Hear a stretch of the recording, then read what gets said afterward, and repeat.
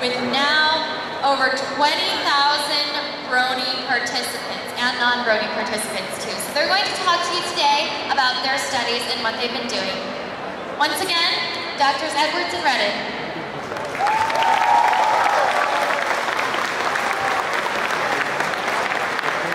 Thank you all. Let me just mention, I have a person in the back that's running the slides, so I'm going to have to do a certain amount of hand signals to advance the slides. I'd also like to say this is the first time that I've been in front of a crowd this big, doing a lecture or giving a talk that I haven't said there will be a quiz following this.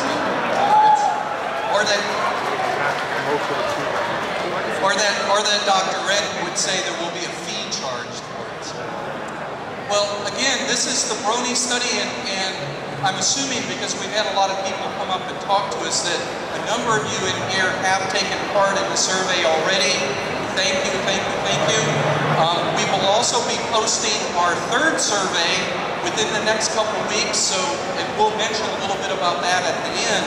So I hope you'll consider going on and helping us continue with the research project.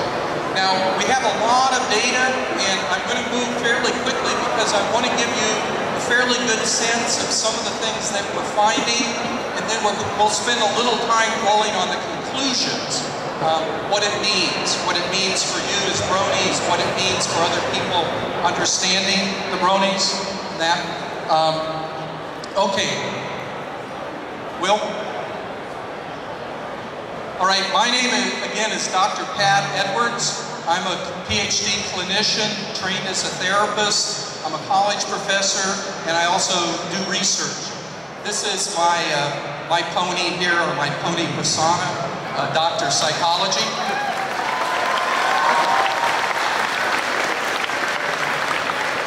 And this is my colleague, Dr. Marcia Redden. She's also a PhD clinical psychologist, and she has been ponified too.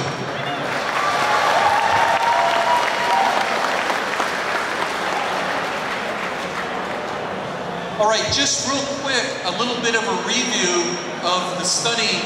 The first survey, we had about 3,500 bronies and 850 non-bronies. You're going to see a theme here. It's a lot easier for us to get bronies than it is non-bronies. It's hard to find non-bronies to help.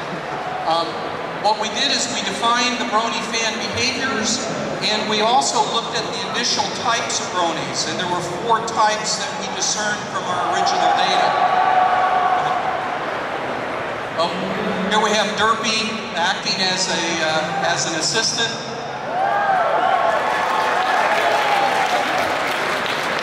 Survey 2, which is still up, but will be going down shortly, has up to about a little over 14,000 bronies in it and about 1,300 non-bronies. We define differences between bronies and non-bronies. We'll be talking about that here today. And we've also looked at the functions of the fandom. A lot of people sort of say, well, why are people bronies? This is part of what we're trying to answer. And we also discovered a 5th type of brony. So we now view that there are 5 types of bronies. Go ahead, Will. Uh-oh.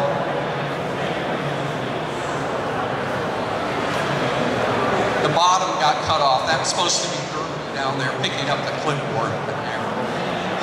It's hard to get good research assistants. And then the third survey, we're going to look at fandom as a community, how the fandom is developed, and we're also going to look at Rule 34. Because a lot of people...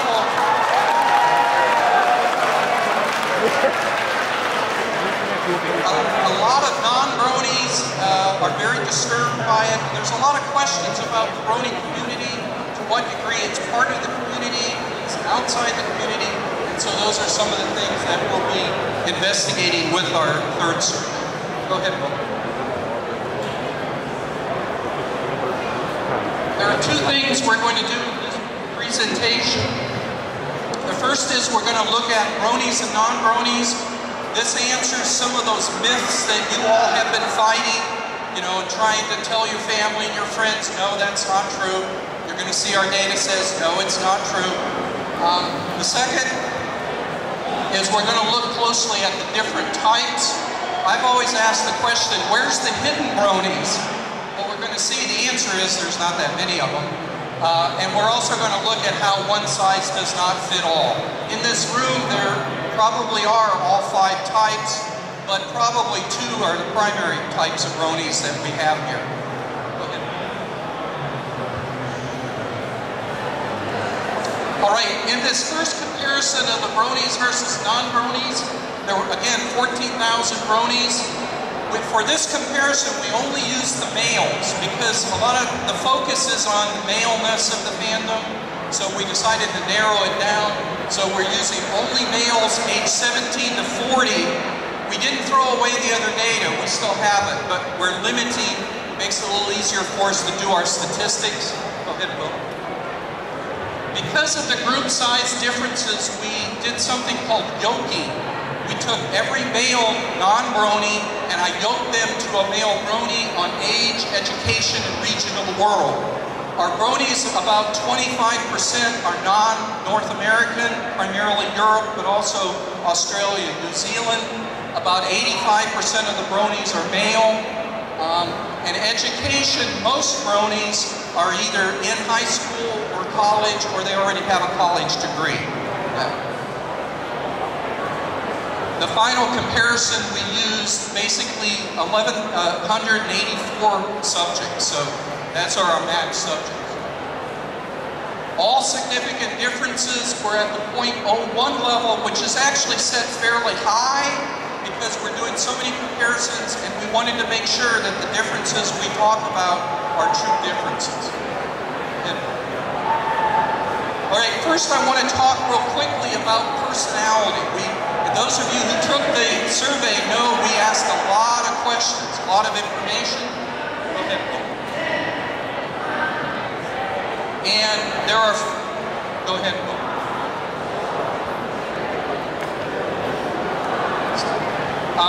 There is a common way of assessing personality in psychology. We talk about the big 5 personality traits. These have been researched a lot. They are introversion, agreeableness, conscientiousness, neuroticism, and openness to experiences. What we found was that our bronies tended as a group to be more introverted, okay, but they were also more highly agreeable.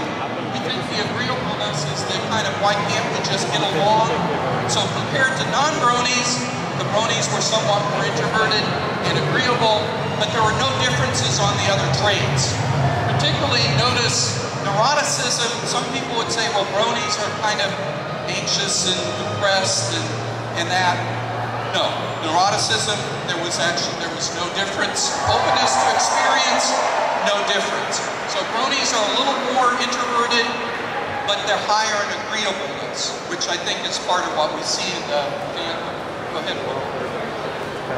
We also looked at how people approach regulating their emotions because there's been research saying these can determine with how much physical problems and anxiety people have. What we see is bronies are more likely to conceal their negative emotions, kind of keep them suppressed. This is partly probably because bronies, a lot of bronies try to hide the fact that they're even bronies. But there's no difference in their ability to adjust to emotions. So when they're having emotions, they do a pretty good job of dealing with them. And they're also particularly good at accepting and tolerating their emotions.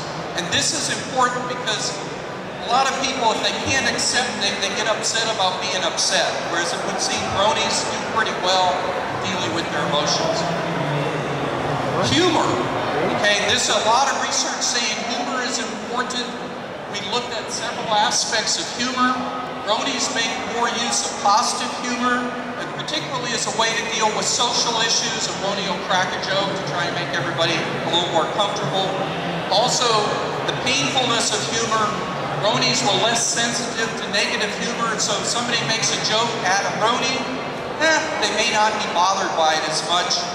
In negative humor, bronies are less likely to use negative humor in bullying, so they're less likely to pick on other people and use humor in that negative way.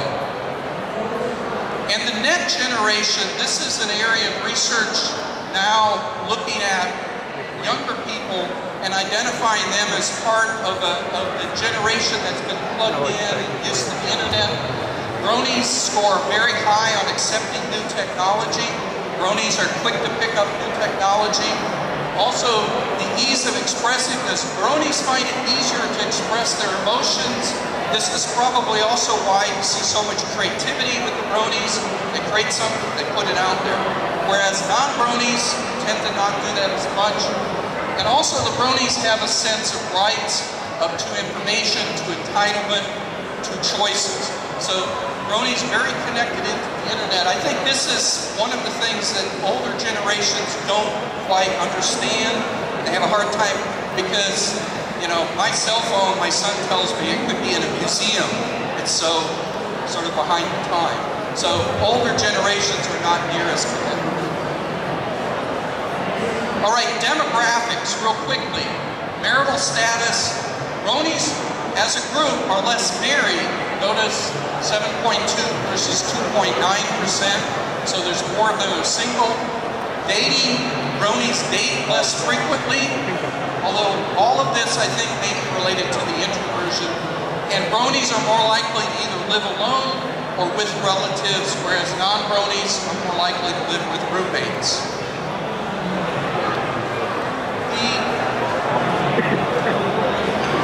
Employment status, I think I mentioned this already, there's no difference.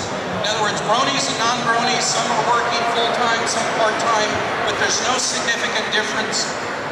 And the big one, sexual orientation, because we often hear, you know, bronies, oh, it's a bunch of gays. Well, consistently what we found is that's not the case. In fact, the incidence of homosexuality is lower in the brony population than in the non-brony population. So it's not a gay thing. Now that doesn't say there certainly are gay bronies, but you can't label them as groups. Okay, real quickly, a few dynamics with respect to the family, because we also ask bronies, some people say, well, maybe bronies come from families that are just really, really deviant and different. So we ask the bronies, number of siblings, no difference. Bronies weren't more likely to be the oldest or the youngest, or to have fewer or more siblings. Order, no difference. Bronies weren't older or the youngest more often. And parents' marital status, the only difference was that to a certain degree, the bronies' parents were somewhat more likely to be separated, but no difference with respect to divorce or married, single. We also asked questions about the parents and how accepting they were. Because one thought is, well, maybe bronies come from families that are much more accepting. And in fact, what we found is that the bronies' parents are more accepting of other people's beliefs. They're more tolerant of religion, political views that are different from their own. Also, the bronies, their parents are more accepting of them, their friends, their clothing, than non-bronies. So it would appear that the bronies in our study came from more accepting families. They also got more acceptance from their peers. So their friends tended to be more accepting than the non-brony population. One question comes up, because you're going to see here in a moment when we talk about some of the things that people get out of being a brony. One thing that's real clear is that for a lot of bronies, it's the WWPD. What would a pony do? It's the social guidance. And some people say, well, maybe it's because the bronies, none of them go to church. You know, that's the problem. And what we found is that church attendance, there was no difference between bronies going to church more frequently or less frequently. Membership in a church, no difference. However, more bronies were likely to call themselves atheists than non-bronies. But I often tell people, we're talking about a group of individuals whose average age is 20 to 21, and you will find a lot of 20 to 21-year-olds who aren't necessarily following the standard in the religious path. In social support, how do bronies feel about their friends and their family? What we see is that bronies report that they're less able to share with others at school, less able to share with family members. However, their close friends they are able to share with. Some of this may have to do with what we'll talk about in a moment, the different types of bronies, the secret bronies, the people who need to stay hidden. Also, bronies report that they're less likely to be asked for advice from other people. Internet usage. Are the bronies a bunch of internet addicts? That's one of the myths we've heard. Well, bronies do use the internet more often. So we see here. And bronies are more likely to turn to the internet for boredom and entertainment. Bronies play more video games. However, when we look at the internet addiction issue, there's 3 dimensions: obsessive use, negative consequences, control, no difference. So the bronies are not a group of internet addicts any more than other 20-somethings are. And then one of the last things we want to look at is the mental status issue, because people will kind of say, well, aren't the bronies a bunch of sort of like depressed, sad individuals? What we found is that with respect to anxiety and happiness, no difference. The bronies were no more sad, unhappy. Also, ability to follow rules and focus, bronies, no different. So you see a trend here. The bronies are not looking sicker pathologically. Also, sleep and appetite problems, no difference. The bronies did show somewhat of a tendency to withdraw and avoid problems. Go watch the ponies, go onto the internet as a way if they're feeling a little well. And then the question of bullying came up, because some people kind of said, well, maybe the bronies are a bunch of individuals who are being bullied, and that's... Again, what we found is that the bronies actually report experiencing and witnessing less bullying than the non-bronies. However, the bronies are more distressed by the bullying. So in other words, when bronies see bullying or experience it, they're not happy with it.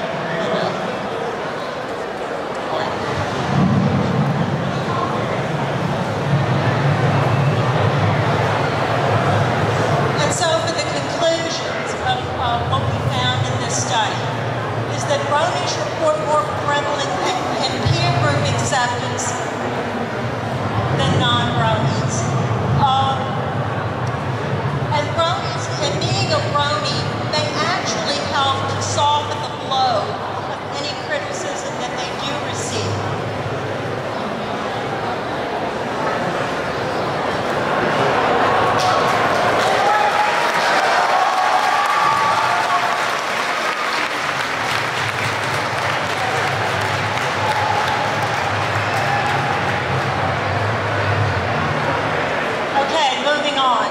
While bronies may turn to the internet as a means to relieve stress and boredom, there's no evidence that that they are more addicted to internet usage.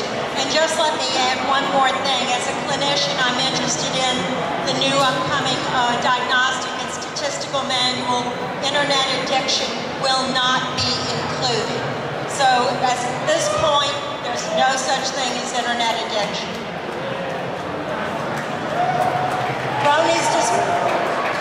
Bronies display no higher levels of psychopathology. They're no more anxious, they're no more depressed, they don't have any more of the vegetative signs of depression such as sleeplessness or oversleeping, no appetite, or can't get enough to eat. Those symptoms simply do not exist. Psychologically, the differences tend to be in introversion and acceptance. They don't tend to be in psychopathology. Bronies do not experience more frequent bullying. However, when they are distressed by seeing other people bully. And I think that this speaks to the sensitivity issue that bronies experience. They also do not use bullying or negative humor. Their humor tends to be more positive or more laughing at themselves than laughing at others. Bronies as a group are more introverted, which means that they really are happy in their own skin. As Dr. Edwards and I were talking about earlier, a brony would tend to arrive at a party early and leave early, whereas someone who is more extroverted would tend to arrive late and say, let's get this thing cranked up. They tend to be more happier in their own skin.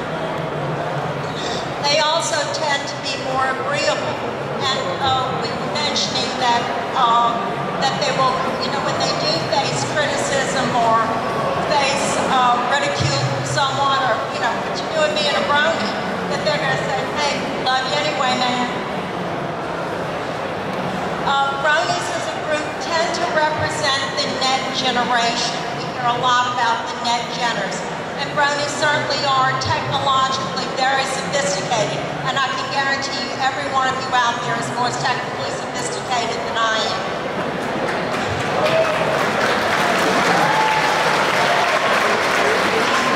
Oh, please don't applaud for that. Okay, Dr. Edwards is going to take the next portion. All right.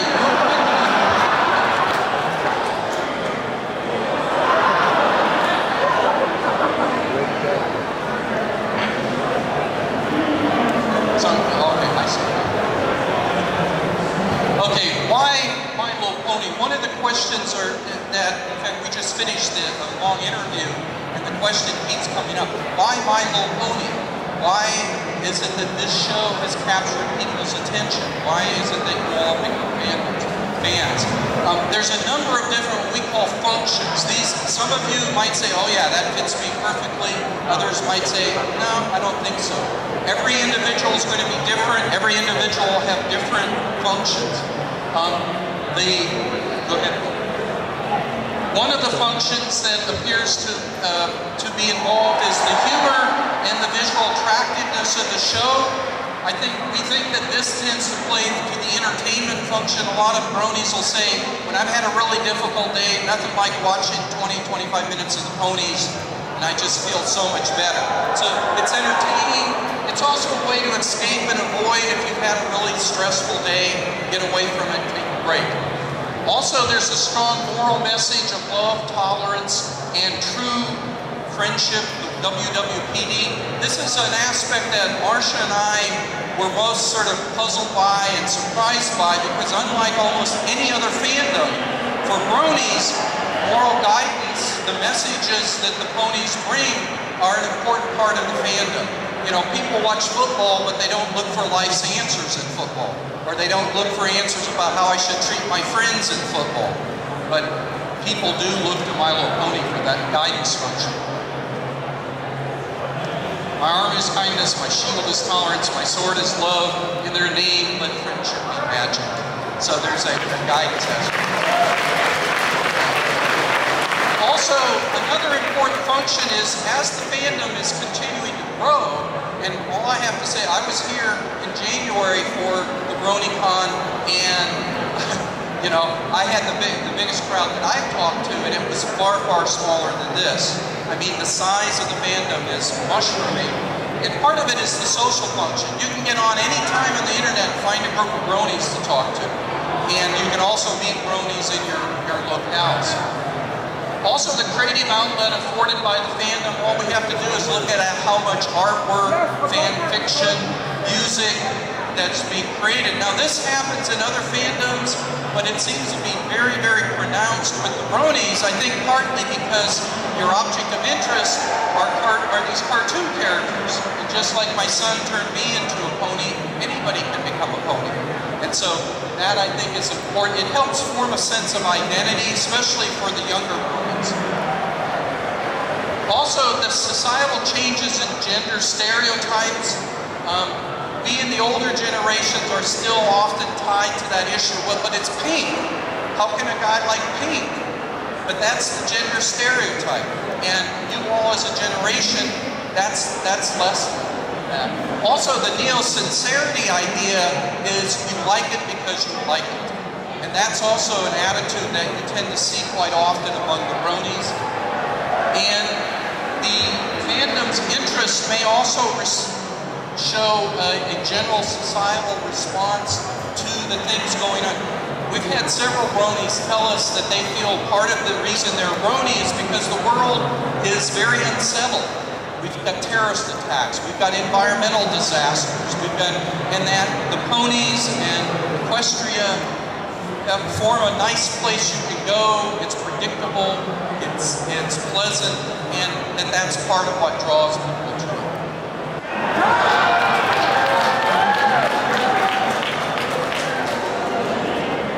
Oh, Derp as our assistant here. Oops.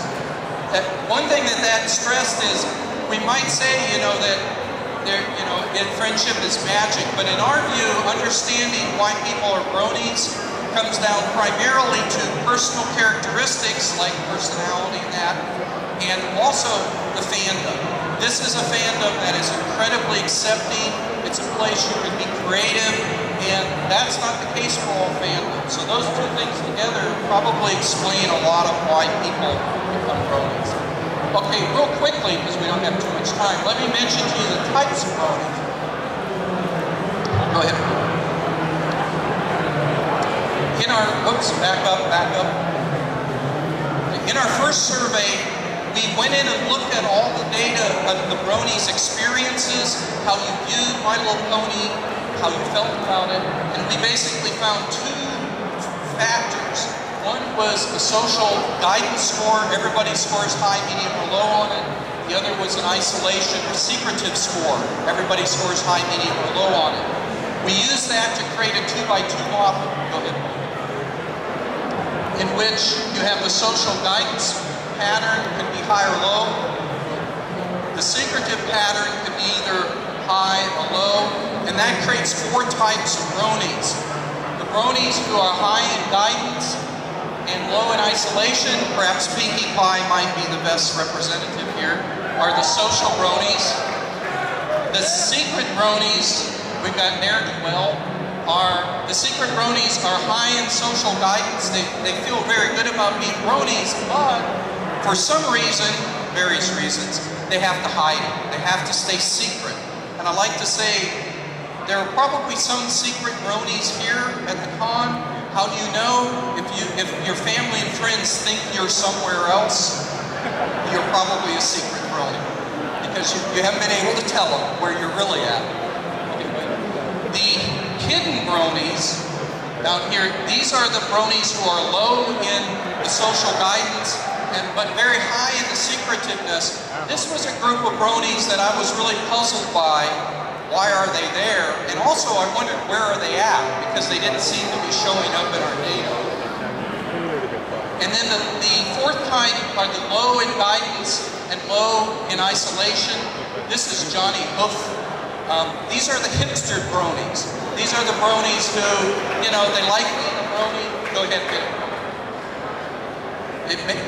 he makes it look easy. These are the bronies who don't care what other bronies think, but they like being a brony probably because it shocks other people. In our new revised brony typology, we asked every brony to identify of these 4 types which fit for them. Plus, we added a new one, which we called the mixed brony. And we have Derp over there, representing our mixed brony. And we use self-report data. Now, only about half the bronies identify a specific one. So that's telling us there are still bronies who don't fit exactly in one category or the other. Go ahead. Okay, and I mentioned the issue, where are the hidden bronies? There aren't that many of them. And in fact, when we look at the distribution, what we see is about 30% of the bronies are social bronies.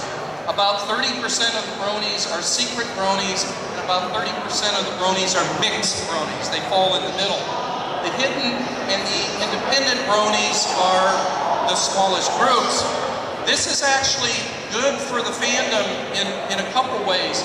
We suspect the hidden bronies are probably the bronies where if they really are struggling and having difficulties, that's probably the group because they're very isolated and they're not finding a lot of guidance in that The independent bronies, luckily they're a small group because these are the bronies who may also act as trolls, say things just to upset people. Yeah. So luckily that's a small group. One of the things we looked at is the percentage of bronies by age. And what you see here is at 17, the biggest group of bronies are actually social bronies. So younger bronies, high-end social bronies. But as time goes by, or we look at 18, 19, 20, what you'll notice is the percentage of social bronies goes way down. So 26-year-olds, there aren't that many social bronies, but there are a lot more mixed bronies. Now, I don't know if we have any Hasbro representatives here, but there's some good news embedded in this. Because guess who purchases the most and recruits the most new bronies? It's the social bronies, and the next group is the mixed bronies. So the social and the mixed bronies are out there recruiting people and buying the product. We suspect that in 4 years, these group of 17-year-olds are going to be 21, and they're still going to be social bronies. So as time goes by, we predict the number of social bronies will actually grow, become a bigger part of the population. Okay, real quickly, what are some of the differences between these types of bronies? The social bronies are more extroverted, more agreeable. So in a way, they look a little bit more like the non-bronies because they're more extroverted. That's why I chose Pinkie Pie as the symbol. They're open to experiences, they adjust well to emotions, and they tolerate negative emotions. I'll be honest with you, the social bronies are a pretty healthy group of individuals. The hidden bronies are highly introverted, more non-agreeable, and more anxious, neurotic, least open to new experience, and they are poorest at tolerating emotion. This is why I said the hidden bronies are the ones that, as a clinician, I worry a little bit about. These are the ones that chances are there are none of them here, though, because they're not going to be out in public like this. The secret bronies are more introverted but agreeable. They're anxious, neurotic, and they tend to conceal their emotions and struggle to adjust. They look like social bronies in their agreeableness, but their introversion keeps them hidden in that. And some of you know this because for various reasons you don't tell your friends, you don't tell your parents that you're a brony. It doesn't feel safe. The independent bronies were extroverted, least likely to conceal their emotions, and most likely to use both positive and negative humor.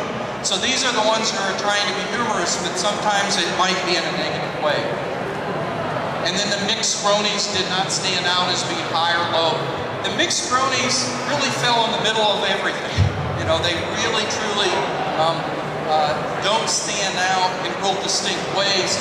But that might be good because mixed bronies may be able to respond to situations in very flexible ways.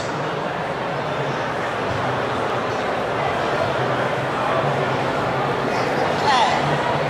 Conclusions about the type of bronies. One of the main things is that one size does not fit all.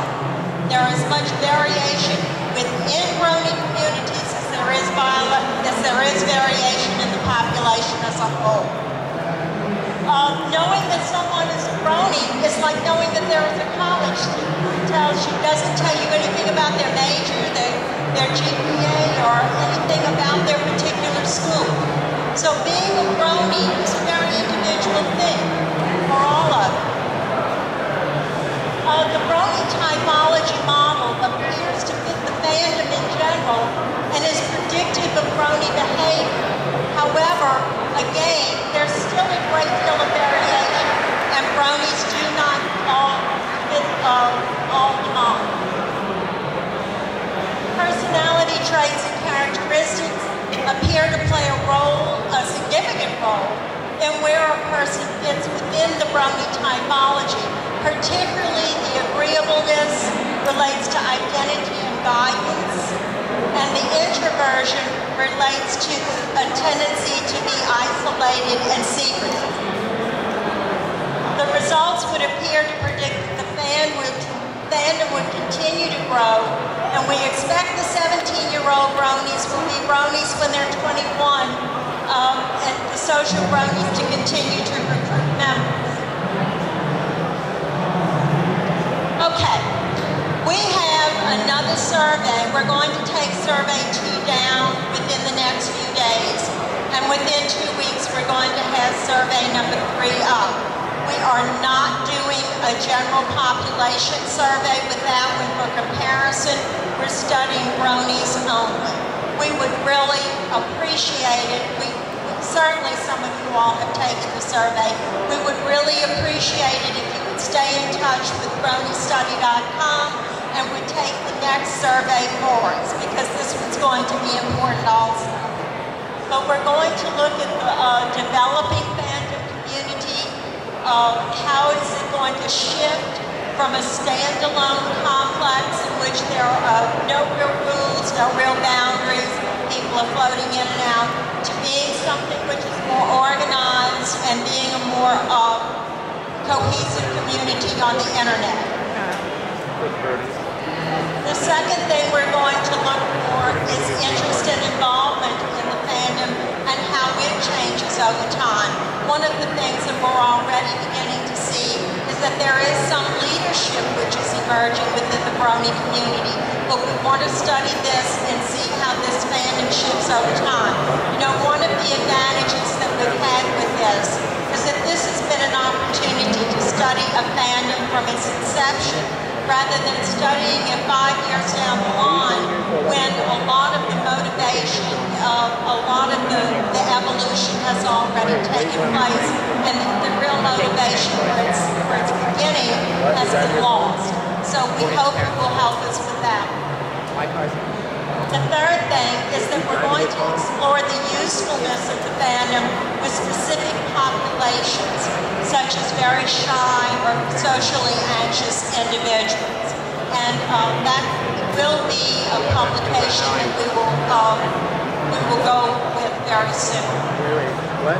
The fourth thing is that we're going to look at the similarities and differences between the bronies and other communities, and discover if there are some general rules to fandom.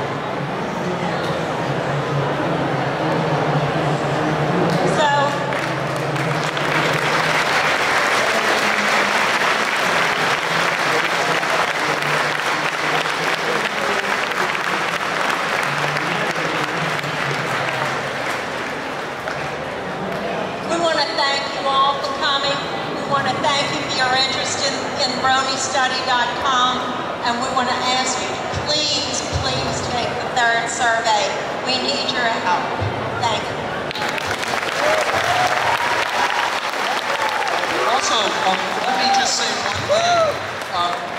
I hope that you all realize and again, we want to really thank you because we couldn't do it without all of you, but I hope that you will use this. And I know some of you have already. Share this with people who tell you, wait, the bronies are a bunch of deviants. Or what's the bronies about? Send them to our website. Let them see these results. This is science. This is how you decide if groups are different by doing the research. So send people, educate them, let them know about the study. And, you know, brony on, because you're a great group of people. Thank you.